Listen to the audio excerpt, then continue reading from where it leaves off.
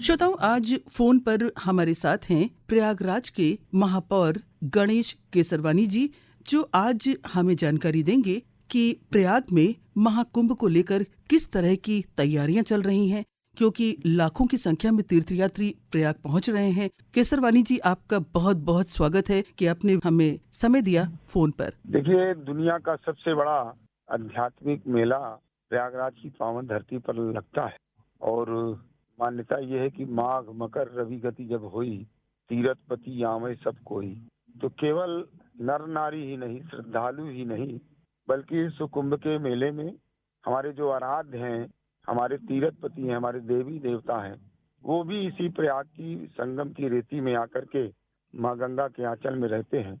हमारे यहाँ जो लाखों और करोड़ों की संख्या में लोग आएंगे, वो लोग पूरे विश्व के मानवता के कल्याण की कामना इस कुंभ मेले में करते हैं। ये सर्व सिद्धि प्रदा कुंभ है। सारी शक्तियों का समावेश इस कुंभ मेले के अवसर पर होता है। तो निश्चित रूप से स्वाभाविक है, या ऐतिहासिक और पारंपरिक हमारा यह कुंभ मेला जो करोड़ों लोगों को आकर्षित करता है। प्रत्येक 12 वर्ष में प्रयाग के अंदर यह महाकुंभ का आयोजन होता है और इस बार लगभग 40 करोड़ लोग इस कुंभ मेले के अवसर पर पधारेंगे प्रयागराज।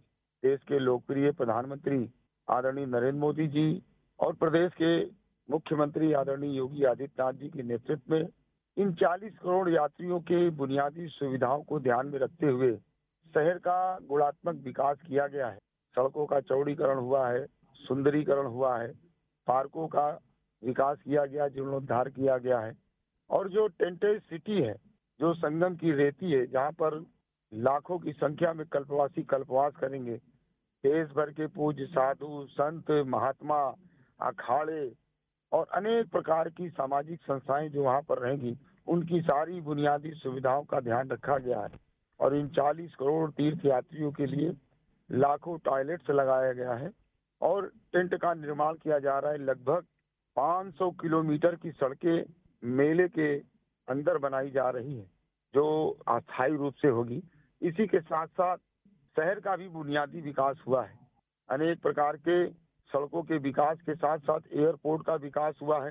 एयरपोर्ट रोड की सड़कें चौड़ीकरण हुई है। 12 नए फ्लाईओवर बनाए गए हैं जिससे आवागमन में सुविधा हो। 13 जनवरी से 26 फरवरी तक चलने वाले इस ऐतिहासिक कुंभ मेले में जो हमारे तीर्थ यात्री, जो हमारे पर्यटक, जो हमारे श्रद्धालु प्रयागराज आएंगे, उनकी पूरी बुनियादी सुविधाओं को ध्यान में रखते हुए शहर का गुणात्मक विकास किया गया है। जी, आपने बहुत अच्छी जानकारी हमें दी। हमें बुनियादी विकास के बारे में बताया और तैयारियों के बारे में भी बताया कि 40 करोड़ अनुमान है कि लोग महाकुंभ के शुभ अवसर पर पहुंच रहे हैं। अब ये बताइए कि प्रयाग का एक पौराणिक महत्व भी है, तो उसके बारे में आप क्या जानकारी देना चाहेंगे? देखिए, प्रयाग एक बहुत ही प्राचीन नगर है। मर्यादा पुरुषोत्तम राम भी यहीं से गंगा पार किए, जमुना पार किए और हमारे पूज्य आराध्य भरद्वाज मुनि के आश्रम में वो यहाँ पर पधारे और भरद्वाज मुनि के आश्रम से ही वो चित्रकूट की ओर रवाना हुए। तो भगवान राम के भी पद इस पावन पुण्य भूमि पर पड़ा है। इसका एक पौराणिक महत्व है। हमारे यहाँ सृष्टि का पहला यज्ञ इसी प्रयाग की पावन पुण्य भूमि पर ब्रह्मा जी ने किया है और इसके साथ ही साथ सोमेश्वर महादेव का मंदिर है। 12 माधव हैं जिन्होंने ब्रह्मा जी के यज्ञ के अनुष्ठान की रक्षा करने का काम किया था। वो 12 माधवों के प्राचीन मंदिर यहाँ पर है। साथ ही साथ जब दुनिया का क्षय हो गया, उस समय भी हमारे अक्षय वट का क्षय नहीं हुआ। भगवान विष्णु हरि जो बाल स्वरूप में अक्षय वट में विराजित है, वो अक्षय वट है। सरस्वती कूप है। मान्यता है कि यहाँ पर 3 नदियों की धारा सम्मिलित होती है, उनका संगम होता है। तो गंगा यमुना तो दिखाई पड़ती है, लेकिन माँ सरस्वती अदृश्य है, जो यहाँ के लोगों के मन के अंदर विचरण करती है। यहाँ की जो बौद्धिक क्षमता है वो माँ सरस्वती की कृपा है, उनकी देन है। ये पौराणिक हमारा महत्व है। गंगोली शिवाला का मंदिर है जो लगभग 800 साल पुराना मंदिर है। ऐसे लेटे हनुमान जी महाराज हैं, उनका भी कॉरिडोर बन रहा है। पातालपुरी है, सरस्वती कूप है, ये हमारे भरद्वाज मुनि का आश्रम है। साथ ही साथ श्रृंगेपुर है, जहाँ पर मर्यादा पुरुषोत्तम निषाद राज से मित्रता करते हैं और उनकी नाव पे बैठ करके गंगा जी को पार करते हैं। तो यह सामाजिक समरसता का भी एक प्रकार से बहुत पावन स्थल है। तो निश्चित रूप से ये प्रयाग का जो पौराणिक महत्व है उसको विकसित करने के लिए भी माननीय प्रधानमंत्री जी और माननीय योगी जी ने बहुत प्रेरणा देने का काम किया है। उस कारण भरद्वाज मुनि आश्रम का कॉरिडोर बन रहा है, अक्षय वट का कॉरिडोर बन रहा है, लेटे हनुमान जी का कॉरिडोर बन रहा है। अलोप शंकरी माई की सिद्ध पीठ है, यहाँ पर मान्यता ये है कि देवी की अंगुलियां यहाँ पर गिरी हैं, तो वो भी एक शक्ति पीठ है। आलोपित माई के मंदिर का भी कॉरिडोर बन रहा है। साथ ही साथ दशाश्वमेध भगवान भोलेनाथ का मंदिर, उसका भी जीर्णोद्धार हुआ, कॉरिडोर बना है। पारव माधो का भी कॉरिडोर हुआ। अनेक प्रकार के जो जिज्ञासु भारत के जीवन दर्शन को समझना चाहते हैं, महसूस करना चाहते हैं, वो यज्ञ के महत्व को जानना चाहते हैं, इस नाते ब्रह्मा जी की भी एक विशाल प्रतिमा यज्ञ करते हुए यज्ञ का विधि विधान, यज्ञ का विज्ञान, यज्ञ का महत्व प्रदर्शित करते हुए यहाँ अरेल घाट में बनाई जा रही। एक शिवालय पार्क भी अपने तीर्थ यात्रियों के लिए बनाया जा रहा है, जिसमें भारत की आकृति का यह पार्क है। जो 12 ज्योतिर्लिंग इस शिवालय पार्क में स्थापित हो रहे हैं। भारत के जिन जिन केंद्रों में 12 ज्योतिर्लिंग हैं, उन्हीं केंद्रों में ये ज्योतिर्लिंग स्थापित हो रहे हैं। चारों धाम यहाँ पर बन रहे हैं।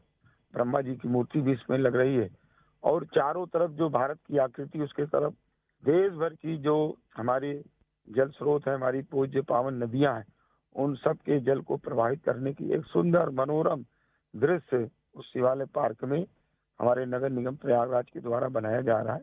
महर्षि वाल्मीकि जी ने यहीं पर रामायण की रचना किया और यह भाव पूरे देश और दुनिया के लोग जाने कि रामायण की रचना कहाँ पर हुई, उसको भी प्रदर्शित करते हुए एक साहित्य तीर्थ नगर निगम बना रहा है, जिसमें महर्षि वाल्मीकि जी की भव्य प्रतिमा बन रही है।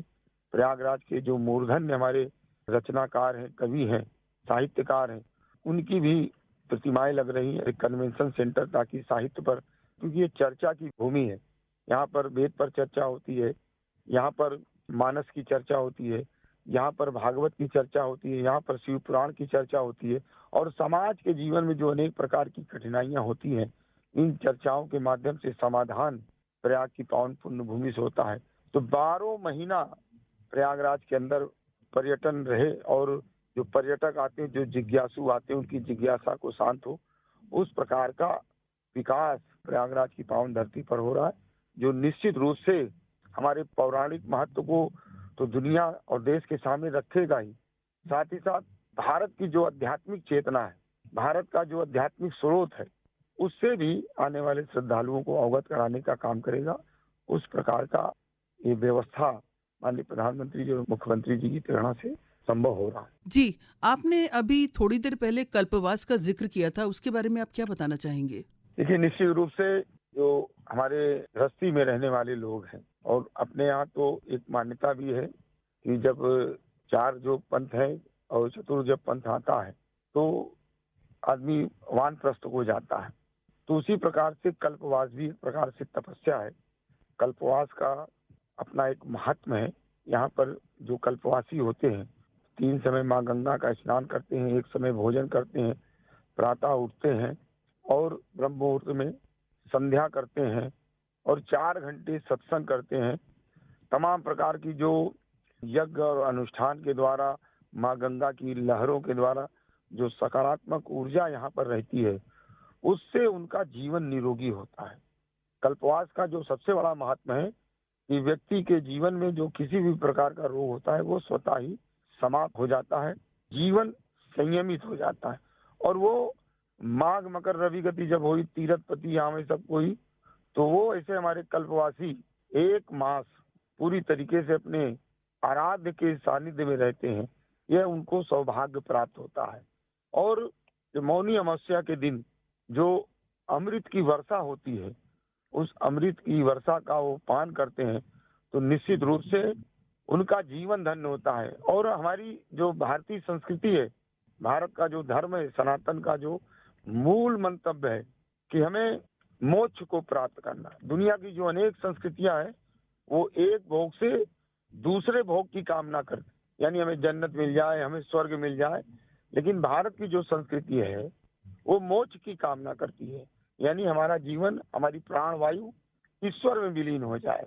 परम तत्व में विलीन हो जाए। इसलिए जो मोक्ष की कामना करते हैं, बगैर कल्पवास के उनको मोक्ष भी नहीं मिल सकता। इसलिए कल्पवास का महत्व हमारे पूज्य ऋषि मुनियों ने गढ़ा है और पूरा जीवन एक महीने में संयमित हो जाता है, भगवत चरण में रहता है।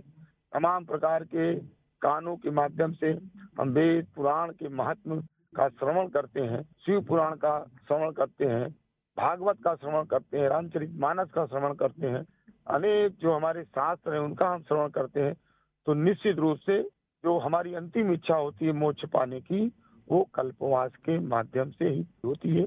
मान्यता तो ये भी है कि प्रयाग की सुई की नोक के बराबर भी ऐसी कोई भूमि नहीं है जहाँ पर यज्ञ न हुआ हो। ये यज्ञ की भूमि है।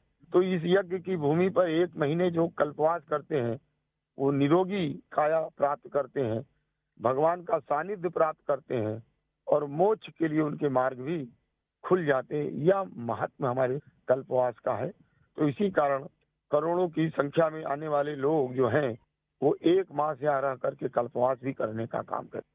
जी, आपने बताया कि देश भर के श्रद्धालु तीर्थयात्री पवित्र प्रयाग महाकुंभ में पहुंच रहे हैं। आप वहां के महापौर हैं, तो आप जनता से क्या अपील करना चाहेंगे? देखिए, मैं देश और दुनिया भर के सभी सम्मानित नागरिक बहनों भाइयों से आग्रह करता हूं कि आप सब लोग आइए प्रयागराज और कुंभ के महत्व को जानिए, क्योंकि कुंभ में कल्पवास करने वाले पूज्य साधु संत ऋषि मुनि अखाड़े और ये जो 40 करोड़ लोग आएंगे, ये केवल अपने लाभ की कामना करने वाले नहीं है।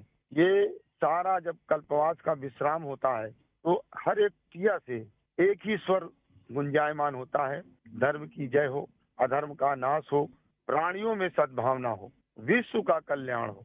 यानी विश्व के कल्याण की कामना को लेकर के यह कुंभ मेला हमारे प्रयागराज में होता है। तो आप सब लोग आइए, भारत के इस विराट जीवन दर्शन का अवलोकन करिए और पूरे विश्व भर के लोगों को आमंत्रित करने के लिए नगर निगम प्रयागराज में दुनिया की सबसे बड़ी रंगोली भी बना रहा है। और ये दुनिया की सबसे बड़ी रंगोली जो बुक ऑफ रिकॉर्ड लंदन में दर्ज होगी और वो प्रयाग की पावन पुण्य भूमि बन रही है। और इसके माध्यम से हम प्रयागराज के सम्मानित नागरिकों को स्वच्छता से जोड़ने का भी काम कर रहे हैं। और माननीय प्रधानमंत्री जी की ये सोच है कि हमारी माँ भारती का आंचल स्वच्छ हो, साफ सुथरा हो, सुसज्जित हो। यह स्वच्छता का संदेश भी इस कुंभ के माध्यम से हम जन जन तक पहुंचाने का प्रयास कर रहे हैं। और इसके बाद प्रत्येक प्रयागराज वासी सुबह सफाई होने के बाद अपने घर के सामने भी एक रंगोली बना करके सकारात्मक ऊर्जा का प्रवाह करेगा और स्वच्छता के जो हमारे प्रहरी हैं, स्वच्छता हमारे ग्राही हैं, उनके श्रम का सम्मान भी करेगा। तो मैं आने वाले सभी लोगों को शुभकामनाएं देते हुए आमंत्रित करता हूं कि आइए, भारत के जीवन दर्शन को, भारत की विराटता को और सबके कल्याण की कामना जो भारत की है उसका अवलोकन करिए।